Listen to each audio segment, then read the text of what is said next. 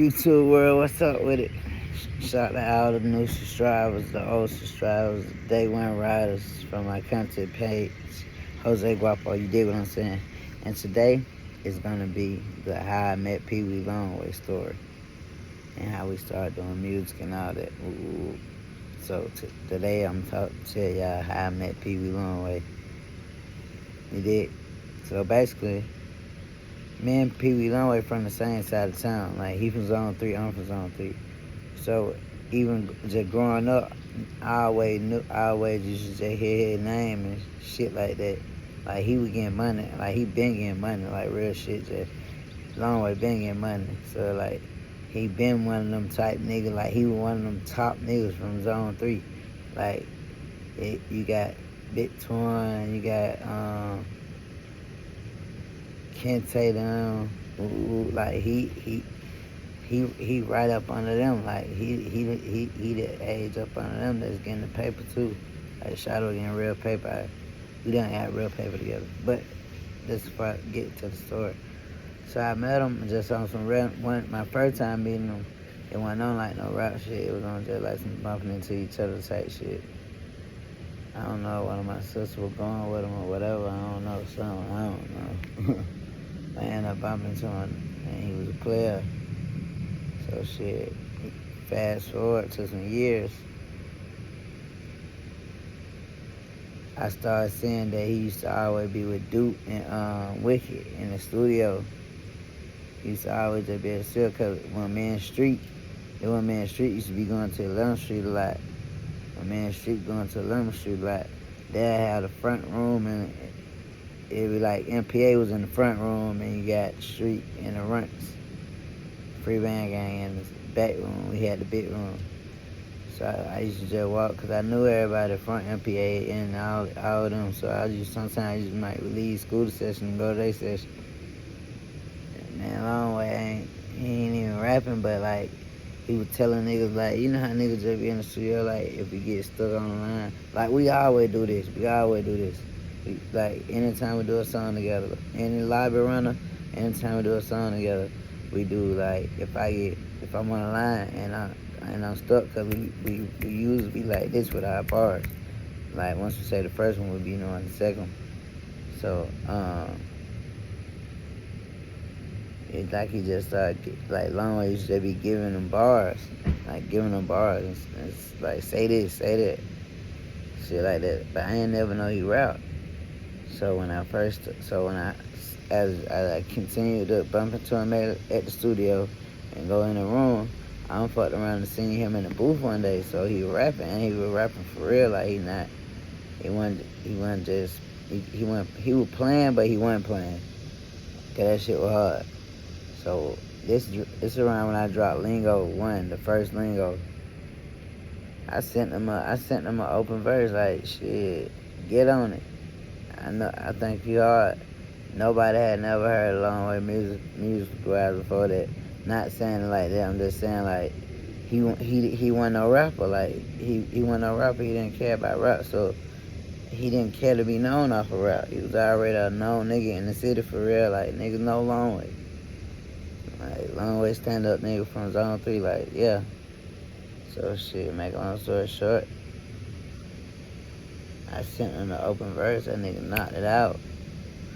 He knocked it out and sent it back. I was the first feature Longway ever did. I was the first. Matter of fact, I was the first nigga to put Longway on that song. He can attest to this. Like, y'all can go ask him on his Instagram or whatever. He can attest to this. I was the first nigga to, like, send him, especially, like, send it through the email and with the open verse, and then you don't send it back. Like, I was the first artist out of Atlanta to do it. So after I did that, he just took a liking into a nigga. Like, damn, like, bro, ain't nobody never sent me no song. Like, and this around the time where I got Guapo still buzzing, but it dying down because 2 Chainz dropped Connect. So it dying down, but it's buzzing, and it was buzzing enough to where my whole side of town and the whole city knew. Like, when you see me, it's Guapo. So, make a long story even shorter, he took a liking into a nigga, so he was just, Cause he had the studio inside the spot. He had the studio inside the spot, clever. Then he ain't really rap forever, had the studio inside the spot, clever. So put it like this. We locked in, like we locked all the way in on tonight, like locked all the way in on everything. Like Shouter helping a nigga get money. He wasn't giving no nigga no money, but he would help a nigga get money. Showing a nigga other ways to get money. Showing a nigga how to capitalize off certain shit. I learned a lot from Longway, for real. And I learned a lot of street shit from him, and he learned a lot of music shit from me. Like, I'm the one that gave him the sneak and geek and beat. Metro Boomin sent that to me.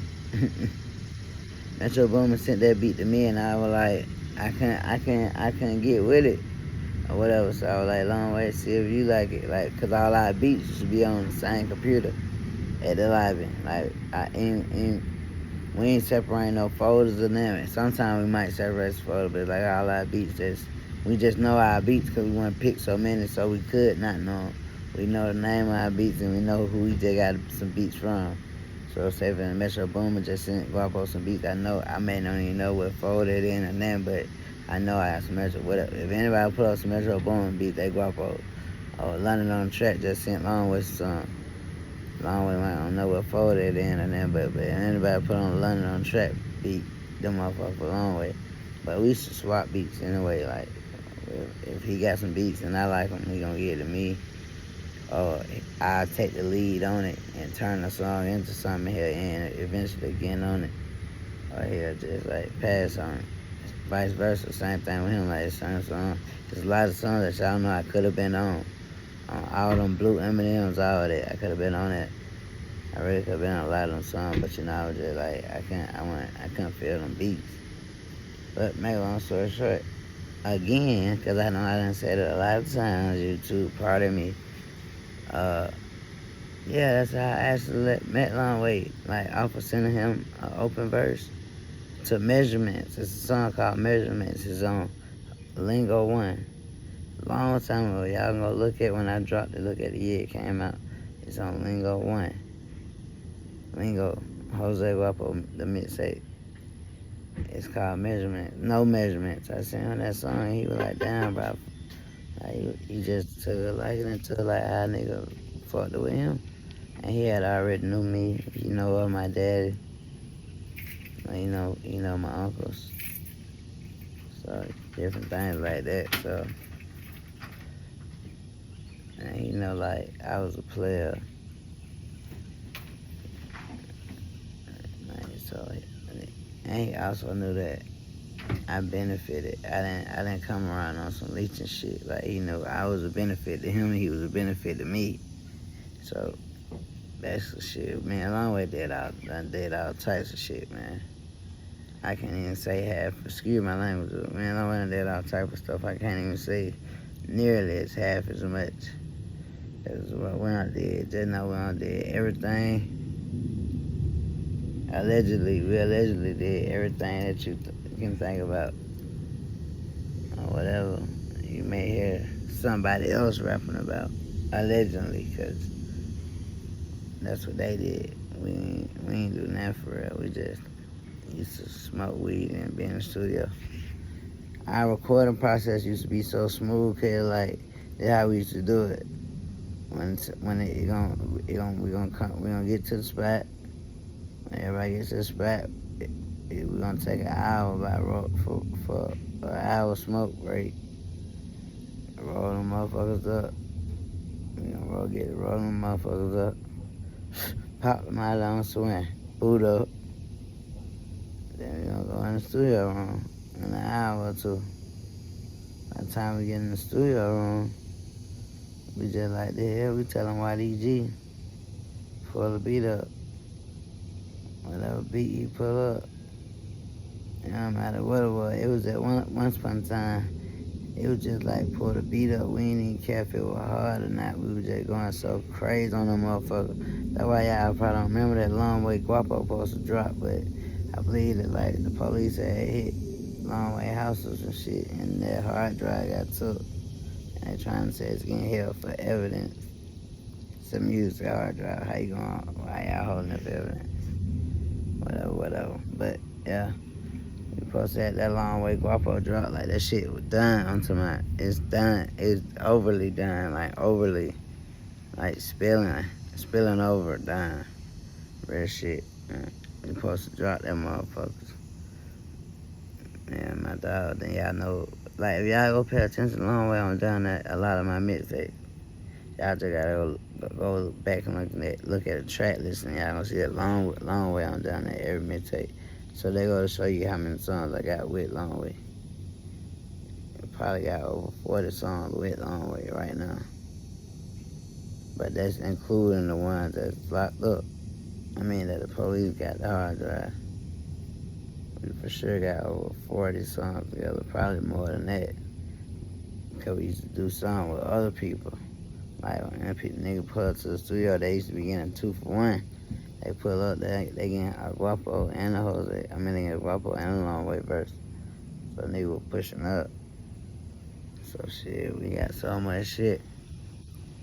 And yeah, and shit, basically, we started rapping. Like I told you, we'll boot up all that old shit out and go to the studio. We start recording. Shit, and it's like I became a Long Way energy kid. It was like I was a battery head back. Cause shit, we went crazy. We used to go crazy and shit. We ain't never had not one dog studio session. I swear to God, I put on everything I love. Like it ain't never been a dog situation studio session. Cause we already be piped up. Like we already be on the level we at. So it'll be lit. Whether it's just me, him, and the engineer and motherfucker, we lit.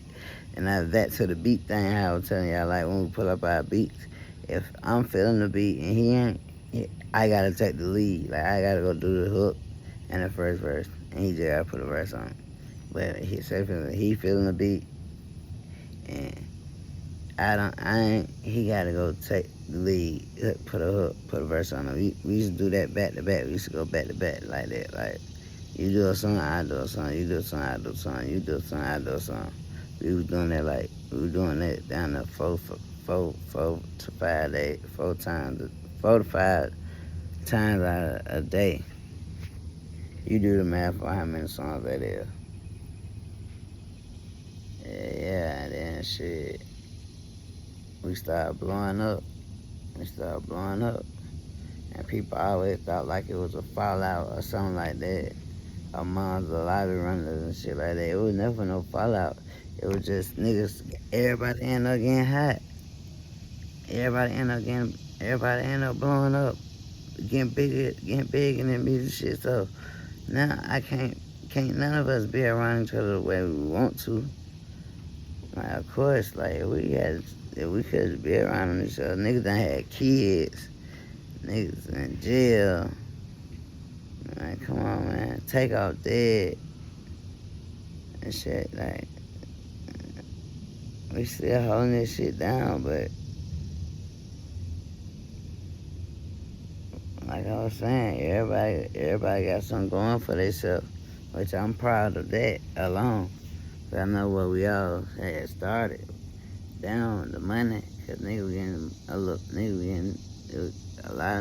niggas that I just named were getting street money before rap, so down the money.